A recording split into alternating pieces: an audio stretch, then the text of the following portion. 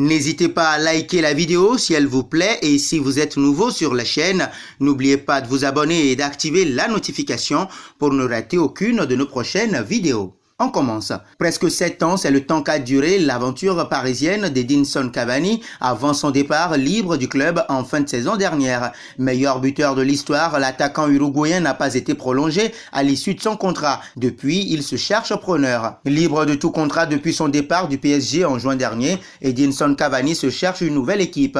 Le temps joue contre lui à mesure que la fin du mercato approche. Cependant, pour l'un de ses proches, c'est déjà acquis. El Matador va jouer sous la tunique de l'Atlético Madrid cette saison. Son nom a circulé avec insistance aux 4 coins de la planète. Tout proche de rejoindre les Rojiblancos l'hiver dernier, Cavani a également été proposé au Real Madrid et au FC Barcelone, sans plus. Pour autant, selon un de ses proches, c'est dans la capitale madrilène qu'il devrait évoluer cette saison. Pour Daniel Zicari, ex-dirigeant d'un ancien club de Cavani, l'ancien du PSG sera bien colchonero cette saison. Ici, nous tenons pour acquis que Cavani sera un nouveau joueur de l'Atleti. C'est dommage que cela ne se soit pas concrétisé en janvier. Ce serait très émouvant pour lui de terminer avec Suarez. Ils sont tous les deux de la même ville, a-t-il révélé dans un entretien accordé à AS. Il lui prédit même une aventure très réussie. C'est un grand joueur et l'Atlético un grand club. S'il joue dans cette équipe, je pense qu'il peut dépasser les 20 buts. C'est un footballeur décisif avec un pourcentage élevé de buts et d'occasions.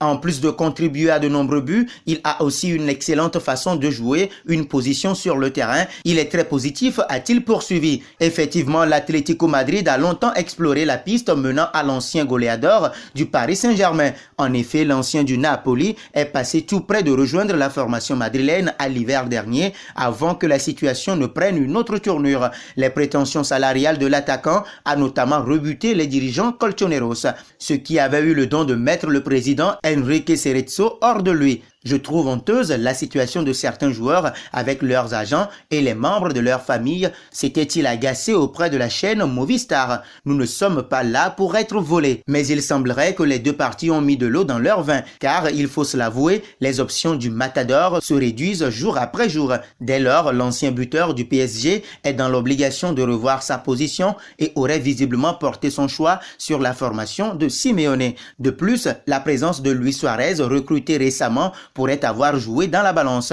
Après avoir réussi à convaincre l'ancien Barcelonais, le club madrilène espère désormais en faire autant pour son compère de la sélection uruguayenne. Quoi qu'il en soit, leur association, si tant qu'elle se réalise, a tout de la bonne affaire, mais il convient tout de même de rappeler que Diego Costa fait toujours partie de l'effectif malgré les rumeurs d'un éventuel départ. Selon vous, Cavani est-il le complément idéal pour Luis Suarez à l'Atlético? N'hésitez pas à réagir et donner vos réponses en commentaire.